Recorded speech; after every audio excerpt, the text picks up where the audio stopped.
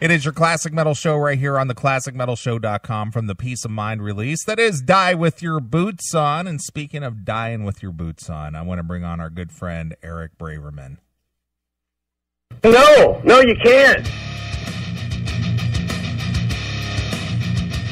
Pen and paper out, everyone. I wrote the book on Slayer, shut up. The time has come once again to learn all about metal. So I'm loving metal. Woo!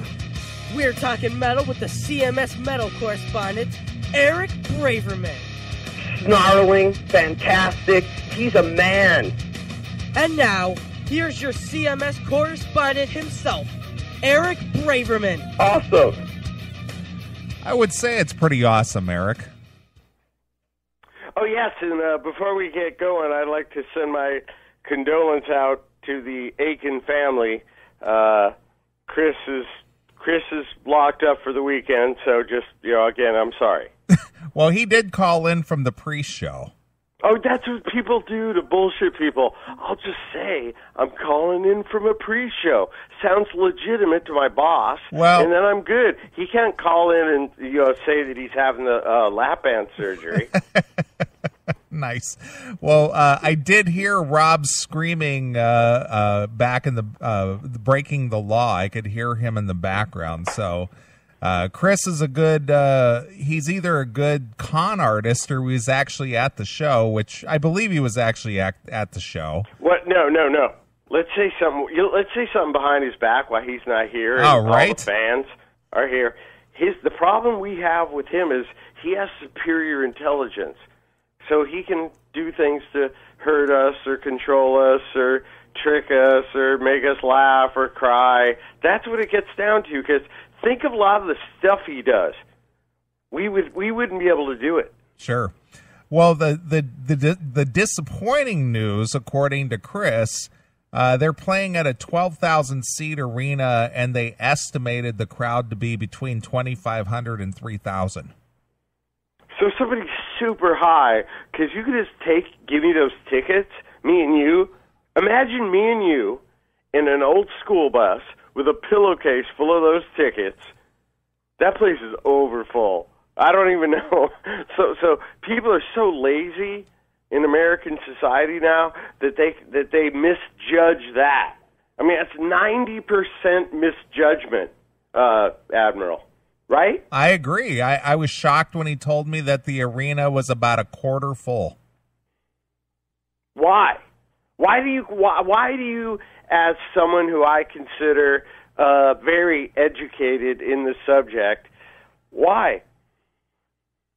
I would think that the following would be a little more loyal and they could get out there. Now, I've seen Iron Maiden come into the Chicago area and sell out the Allstate Arena, which is almost 20,000 with little to no promotion. You get a Judas Priest out there playing a 12,000-seater and can only fill it by 2,500 or 3,000 people.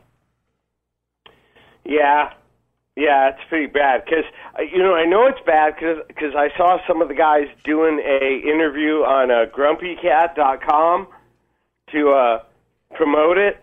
And I was like, damn, they're on grumpycat.com to promote to promote this. So I don't know, because they're always great, but I don't know if people are lazy or I have no idea. Right. And also remember, let's do a quick disclaimer if we can. Okay. So anybody that's listening with their kids or their dog or their wife or their Mormon friend, you kind of gave me this as the last minute, like, hey, I'm going to call you. So I had self-prescribed some heavy psychiatric narcotics like Valium, and then I drank some blended Canadian whiskey, and then I also barely slept for the last 2 nights at Dead Horse Ranch State Park. Just the fact it says Dead Horse. So if I say something off color, or if it sounds like I have a pickle, whether a grown pickle or a flesh pickle in my mouth, just there's the disclaimer. And What's our next question? All right. Well, have you heard, now Priest has been on the road for about a month and a week, and have you heard about any of the other shows Yes. around the country, and Yes. are they selling poorly everywhere they go? It's an up and down thing, and depending on the size of the place and the competence of the promoter. But it's very interesting. You know, it's like, I don't know why AC/DC or Iron Maiden or Metallica would go out there and slam dunk it, and Judas Priest would struggle at all. Right, I agree. So I can't believe it has to do with KK Downing, or I'm really not sure. But I will say, any band that can get 5,000 people to come see them, I mean, it should be applauded. But here in town, Wendell, they're playing a 6,000. And this is where, like, Rob's from, and, like, they've always played a 14 to 20, so I'm kind of like, okay. Well, when they were booking the show and they were announcing the shows back in the summertime and the venues that they were playing, we actually had the discussion here on the show. Why are they playing such small venues? And for some reason, they must have known that this tour was not going to sell big houses. Hey, you know what? Another thing we've talked about and laughed about, the person that kind of runs their boat is not necessarily the most pleasant to deal with. Sure. So they might not get the best deals because people are like, oh, nah, I don't want to deal with that bag of guts. Nice. Right? Right. That's a reality. Sure. Yeah. It's just sad because I know the era is coming to an end. The arena rock era is coming to an end. Oh, yeah, we talked about it here. And this is the last gasp for him because, the only bands out there in our genre that we enjoy that sell arenas are a Judas Priest or an Iron Maiden or, well, it's simple as Iron Maiden, Metallica, or AC/DC. That's really where it's ending, at three simple bands. And I'll tell you straight out, Malcolm Young, he steered the ship. Right. And he gave the access.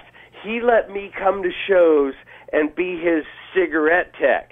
And for him to be, and another thing is he's so screwed up, which people here at the Classic Metal Show will hear first for real and deserve so, is he's so goofed up. His wife wanted to keep him at home. Right. And people are like, why isn't he at home? Because let me tell you, one time I saw Malcolm open up a wallet while we were going to like a Baskin Robbins. He had $250 million in the wallet. $250 million. Right.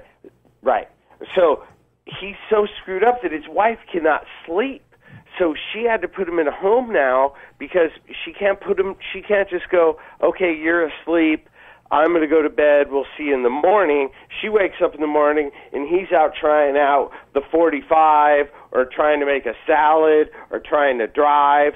So he needs 24-hour care now, and you haven't heard that anywhere till here. Well, I did read last week that the family did announce that Malcolm suffers from dementia.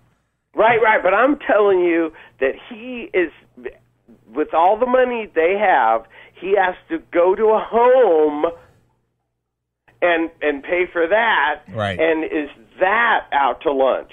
Sure. Well, you know when that guy's brain really went over? Because anytime I went to their shows, I'd be like, hey, you guys, here's the deal. I think we should get so fucked up that we throw up on the bell. Let's just do it. What's going to happen? Right. And they would be like, no, that's not professional. And they would just smoke cigarettes, one cigarette per song, and drink hot tea. And drink hot tea for every song. Okay. And after the show and before the show, Malcolm would drink 67 gallons of alcohol. Right. while he was the Lars. Meaning, when I say the Lars, he ran the whole business. He wrote the songs. He did the publishing. He dealt with the agent. He dealt with the manager. He dealt with the merchandiser.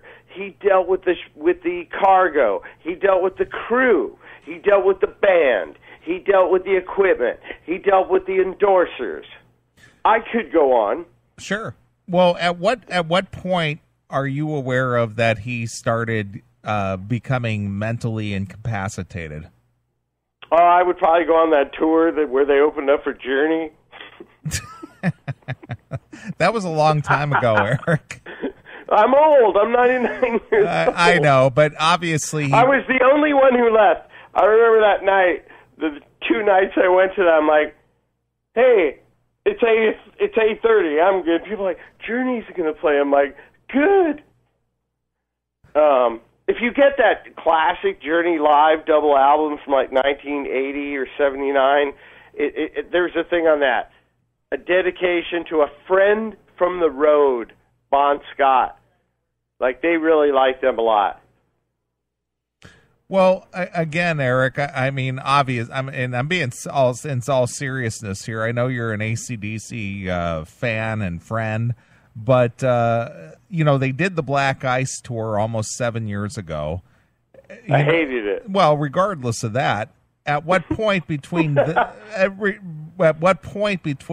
and now did Malcolm start? Wait!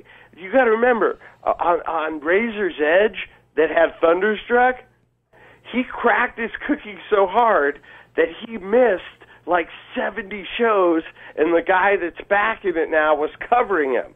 Then after the Salt Lake City debacle, where the fans were crushed, and then they said, oh, why don't you guys just go ahead and do a show anyway because people get more mad, and he got up in the morning and read the paper, and it said, band enjoys playing on as people are crushed to death. Right. That's where I thought that he started being weird. And again, at one point, I go to his show, and I'm kind of getting pissed because no one's hooking me up right. And I'm like, well, this is bullshit. I'll kill a baby and throw it on stage. And then I figured out that he's not there because he's been kind of put towards rehab, and that cousin, Stevie, I believe, who's playing with him again, was out there. And he looked just like him and played the part, and people didn't even know through the whole Razor's Edge tour that he wasn't even there. Right. And how long ago was that? Every bit of 20 years? Easily. What was that, 1991 or 92? Well, you're the expert. I'm just the idiot that comes on here. Sure. Well, speaking of AC/DC, I'm sure you've probably heard the new single. It's less than 3 minutes long. It's called Play Ball. Thoughts? What's your thoughts? My thoughts go right back to Black Ice, where every other song, Walmart asks them to take the word out Satan or cocktail and put in the word rock or rock and roll. And I think that and I don't blame them anymore for this, but it's just become an Exxon. Right. It's a corporate thing. Everything is corporate anymore. And you know what? You know that song right there? Yeah. The gang we're talking about? They could write that in their sleep on acid and ecstasy and roofies and Valium and Oxycontin and morphine again and experimental drugs and a couple other things and smoking cocaine and drinking a vineyard, and taking some no-pest strips, and having 500 pounds of fat people lay on them, they'd still do that easily. Sure. Well, that was kind of our comment. We kind of... Hey, and again, not to interrupt you, because I already have 1,500 times since we met, but Jeff Hanneman and Malcolm Young were the bookends of my interest in heavy metal music. So with Jeff, basically, I don't think he's coming back. And Malcolm in some castle and doesn't know who anyone is, I'm just really... Your show becomes more relevant all the time, let's just say. Right. I used to go on yours is the classic metal show. It was so funny how many times I went on the future metal show. Okay. And those people were already taken out and murdered. So there's not even, it's like, what, really? What happened to those kids that did the future metal show? There's no future metal. You need to sit down. And bodies weren't given back to families, and they just, like, threw it into the ragu factory. So it's very interesting bit. Right. with the music that we hold dear. There's a lot of bands that play great and write great songs, but there's no more infrastructure, just like there's no more infrastructure for St. Louis. Nice analogy. Thank you. Very Can we good. play a song and then talk some more after the song? We can do that if you want. Your viewers, your listener satisfaction is paramount to my evening. So if they're like, yeah, let EB pick a song, and then we'll play it, and then we'll just come back and we'll talk some more. All right. Well, what would you like me to play? I just think something simple, because I know you already had it queued up, would be Motley Crue, Helter Skelter, and listen to the words carefully. And what's the reason? Is there a specific reason? The reason is people need to start paying attention that if you don't take control over your own life and try to support your community, you could have people with swastikas carved into their forehead climbing into your grandma's house and having sex with her eye socket. Wow. That's a pretty gross visual there, Eric. Well, I hate the Beatles, but they wrote some really good songs, and I love what they stood for. Okay. But when they played music, I wanted to kill their mom. But if you take their songs and you Slayerize them, or Motley Crueize them, or Lamb of God asize them, or Gojira asize them, then each one becomes instantly a classic metal show, stalwart, something you could play regularly. Sure. That's what I do. Do you want a second? I can throw something else out, because another one that I think people would understand, I actually like heavy metal music, and I can just make this up. My second choice would be Manowar, Bridge of Death. Okay. Well, I think we'll go with your first pick of doing the Helter Skelter, and we can play that, and we can come back and we can talk some more. And can you feel that we're gaining listeners as we talk right now? Okay. I can feel just people going, dude, did you hear these guys? Eric, you're definitely always a treat to have on the show, but I think we can do the Helter Skelter for you.